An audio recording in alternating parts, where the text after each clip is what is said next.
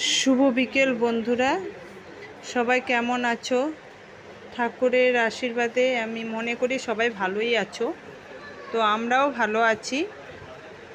তো চলে আসলাম রুমা সেলাই প্রশিক্ষণ কুটিরে। ভিডিওটির বিষয় হচ্ছে এইরকম ঘটি হাতা একটা ব্লাউজের উপরে 2 রকমের ডিজাইন করে ব্লাউজটি বানানো হয়েছে। তো আমার ছাত্রী বানিয়েছে। ওরা এখন খুব সুন্দর সেলাই শিখে গেছে। আমার ছাত্রীরা দেখো হাতের ফিনিশিংও খুব সুন্দর দিয়েছে। একটা ব্লাউজ বলতে মানে এই ব্লাউজটার উপরে 2 রকমের শেপ দিয়েছে। যেমন হচ্ছে তোমার আলিয়া কাট এবং প্রিন্সেস কাট। প্রথমে প্রিন্সেস কাট করেছে, তারপর আলিয়া কাট।